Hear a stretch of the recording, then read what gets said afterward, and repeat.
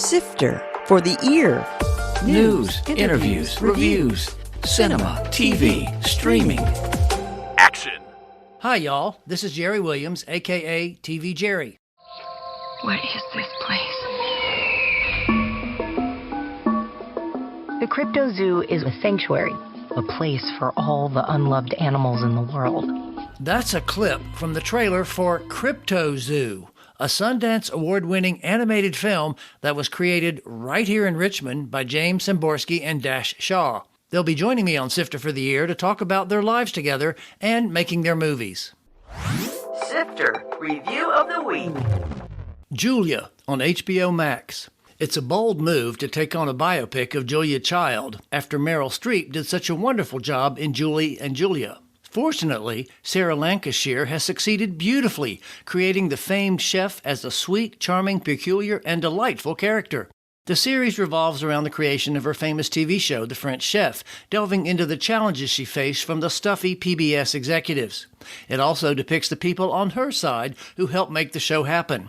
This includes the support from her devoted husband, played with earnest love by David Hyde Pierce. The series offers wonderful insight into the times, the cooking show, and her personal life, all anchored by Lancashire's captivating performance. I gave it 4.5 out of 5 stars. I am thrilled to be joined today by the creators of CRYPTOZOO, Dash Shaw and James Samborski.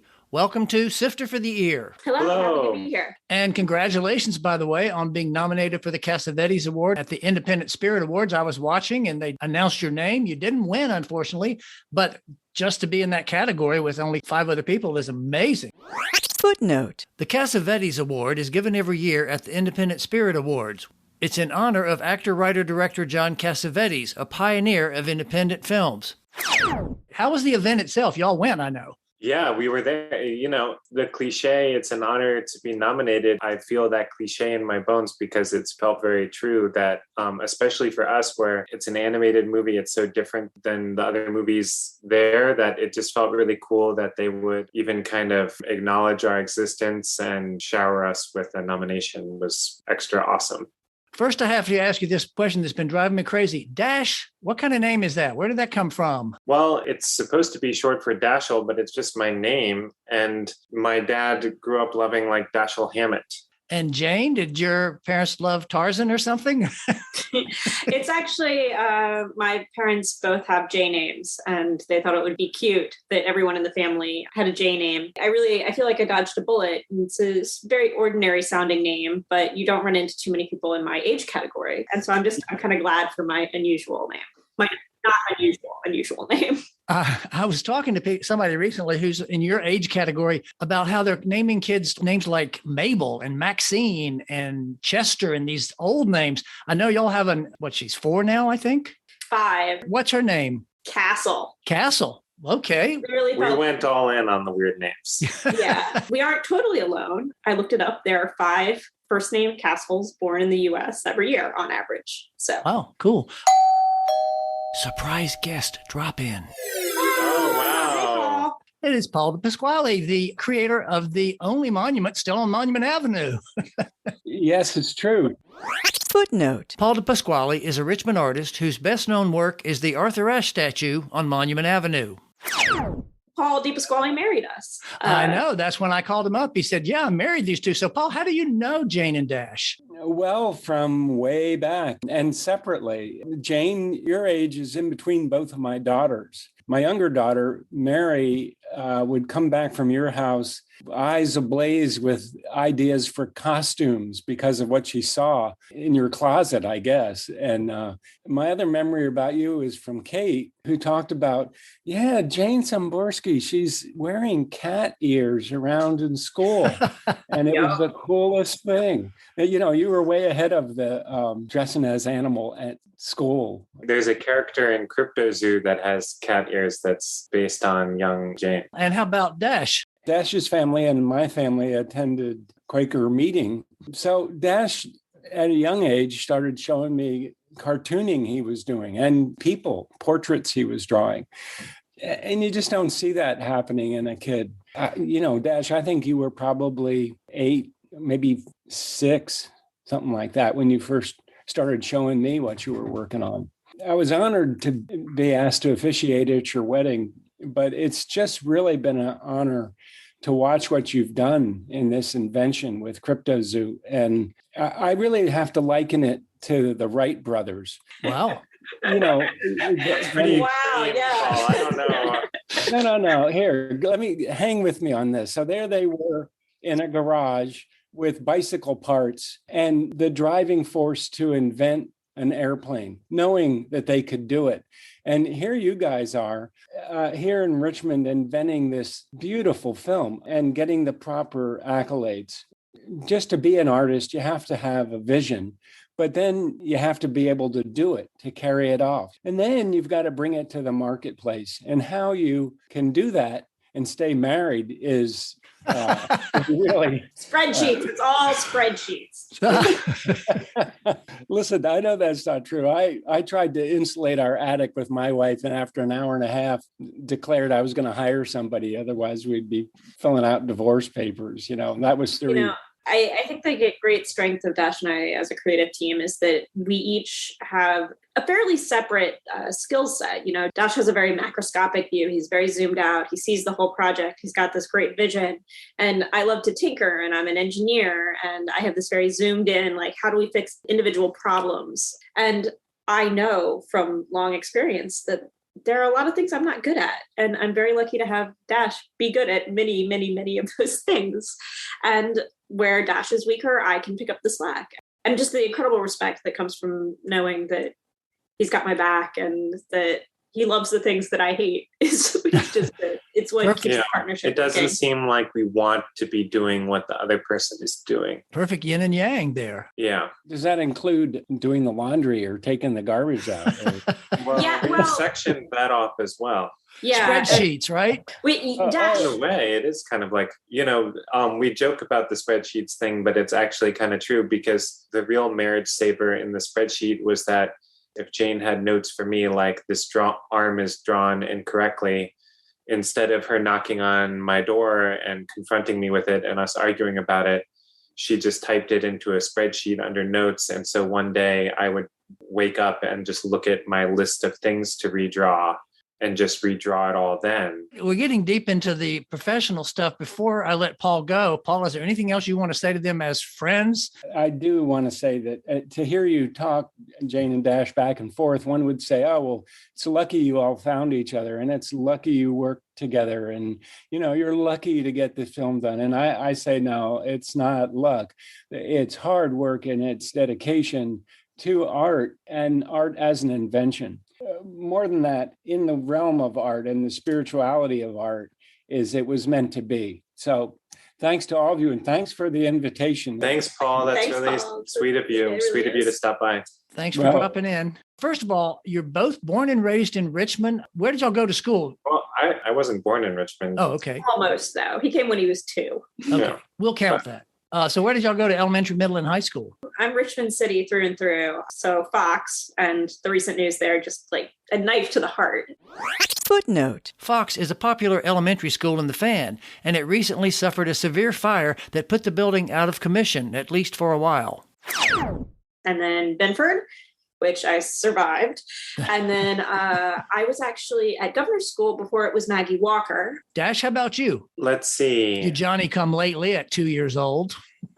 I know I went to Byrd Middle School, and I went to 3 different high schools, but the Richmond ones were Godwin and the Henrico Center for the Arts. When I was in high school, I was good friends with a gentleman named John Claverius. We were bus stop buddies. John happened to also be in the Quaker Church and know Dash. And there came a time when I was single and Dash was single, and he plotted to put the 2 artiest people he knew together. And it worked. We've been together a long time, Dash and I. Why did you move to New York? I guess that's everybody's dream, to go to New York City. Well, I went to SVA. Footnote. SVA is the School of Visual Arts in New York City.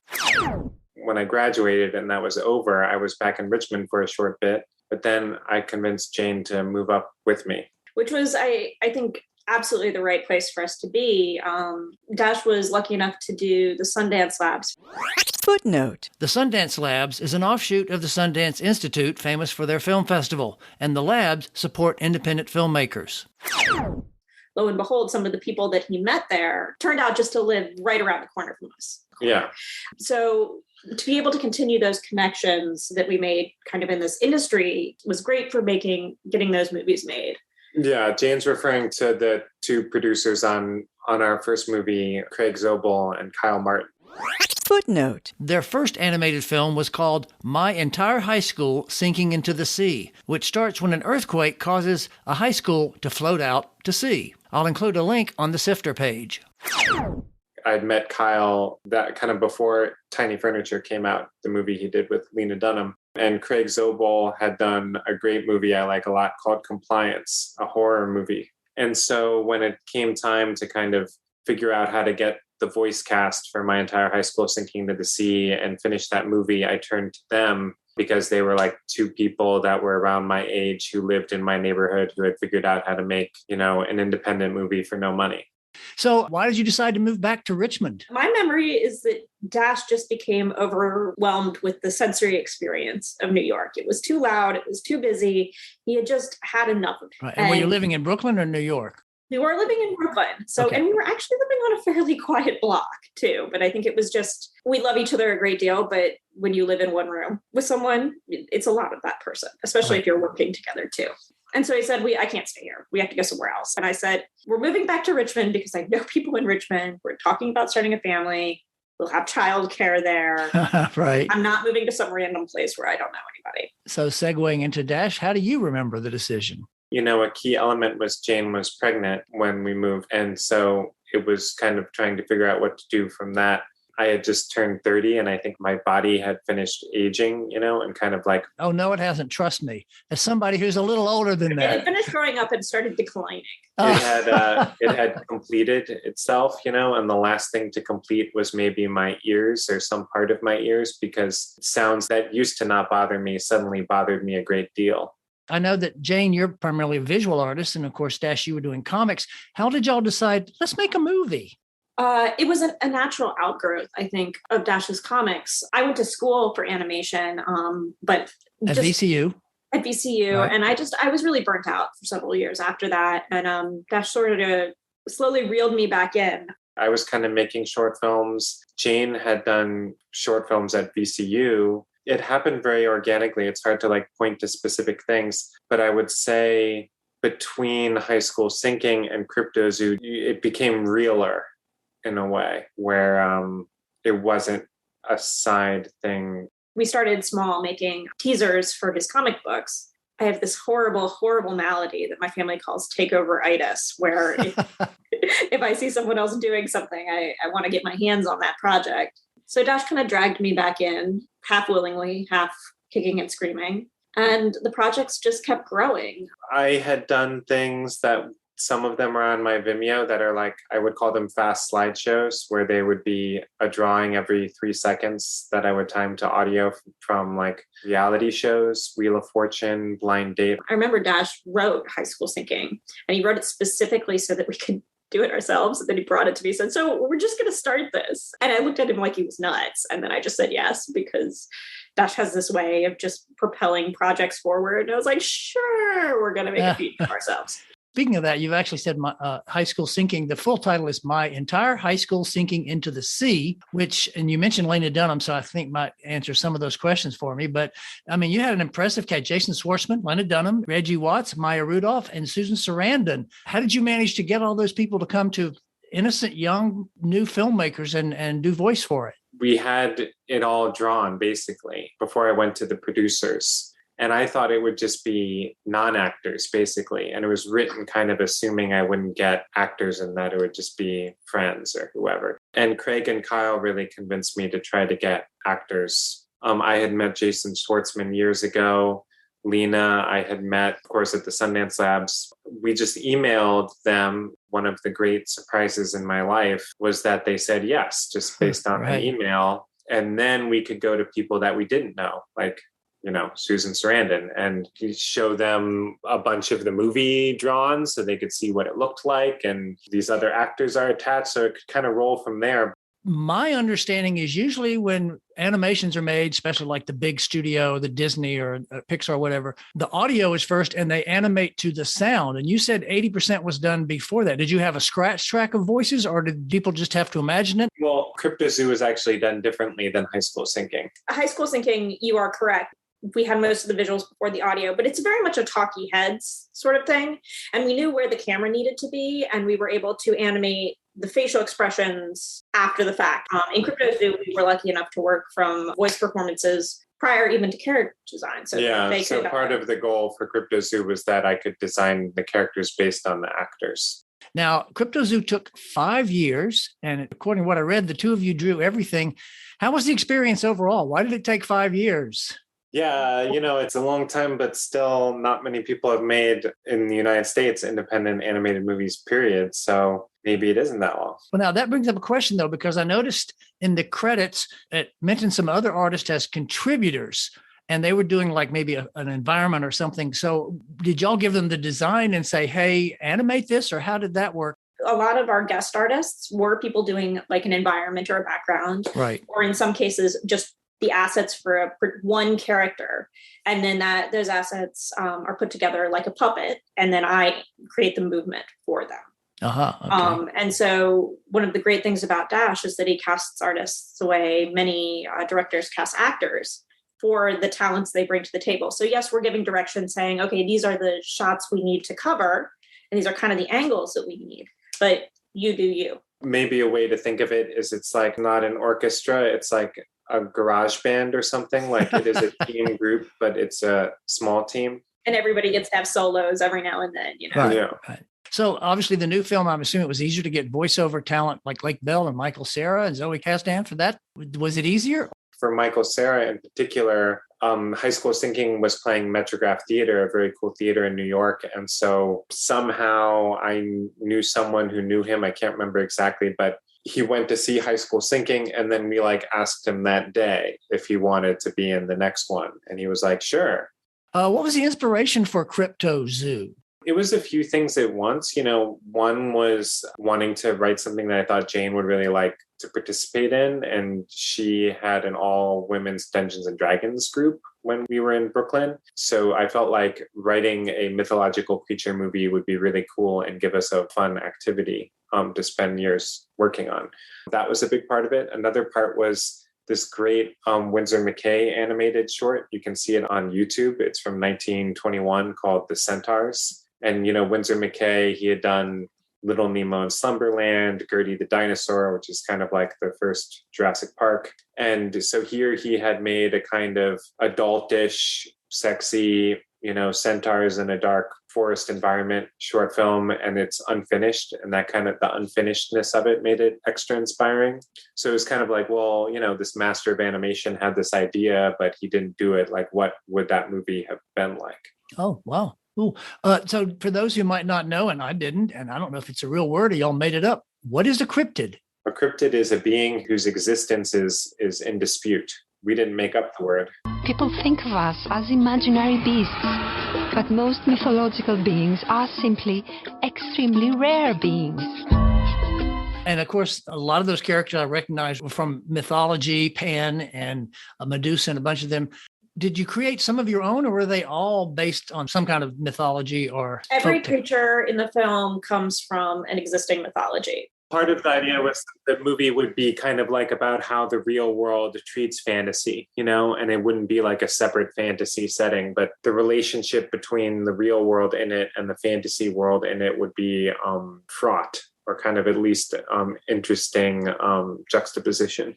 Well, we also really wanted to go off the beaten path when we could. We tried to choose more obscure creatures just because that was more exciting for us. Right. Tell me about the animation techniques, because I know that you said it was all hand-drawn. Was there ever any computer use? Because especially like the underwater scenes that were kind of distorted, that would be easier to do in a computer. The computer is critical to our work process. There would be no movie without the computer. each of the images you see on screen is a physical object, but then all of those physical objects are either photographed or scanned, and all the motion is created in the computer. So you do the in-betweens. You'd set up, here's frame A and here's frame B and A1, 2, 3, 4. I don't know if these letters are right, but then y'all would create the in-betweens, essentially. Is that what you're saying, kind of? It's more like puppetry than hand-drawn.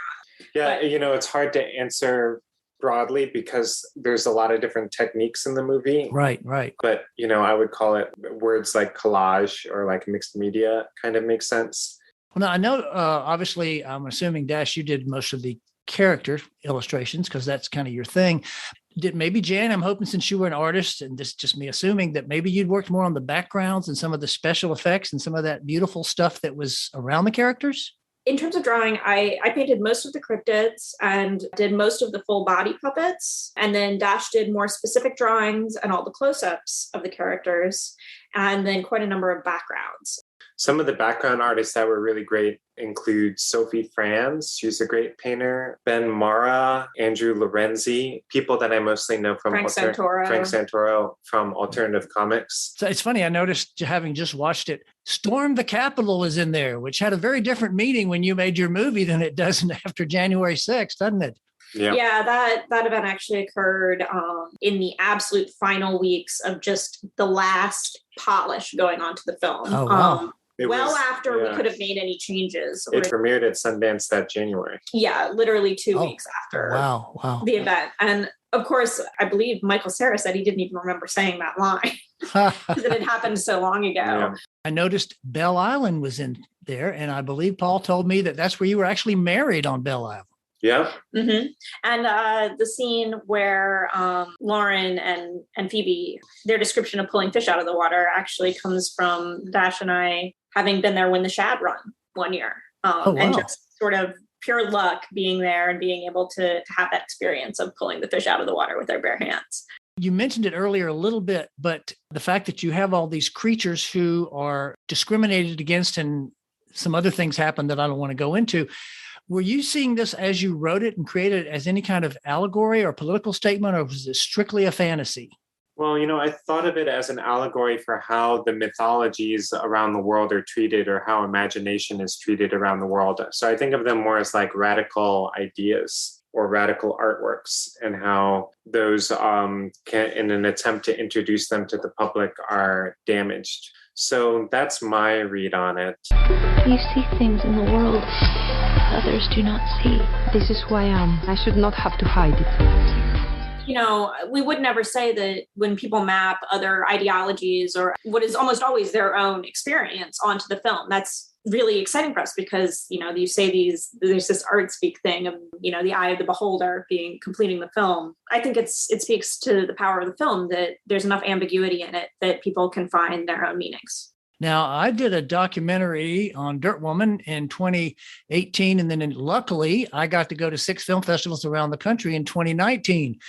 Sadly, CRYPTOZOO was accepted at Sundance in 2020, which was great. You even got the Next Innovator Award. Congratulations. And Magnolia Films picked it up. How was that? Because you didn't get to go to Sundance, which of course is cold as hell, but that would have been so much fun. How was that? We did manage to have some fun. We took a road trip down to Atlanta, and our first experience of our film on the big screen was actually at a drive-in theater, which was pretty rad. Some of those festivals were virtual, but then they would also the people at the festivals would figure out ways to do fun things like the drive-in screenings. Right. I feel very satisfied of having seen it play in a lot of different places. So Dash, I know you're still cranking out comic books, and you've got is that right, 300-page Discipline? I mean, Discipline's the name of the comic book, 300 pages. Is that correct? Yes, sir. Have you lost your mind? Well, we're making animated films in our I think that I don't know really what to say. I can only offer kind of an excuse, which is that the pages have lots of negative space.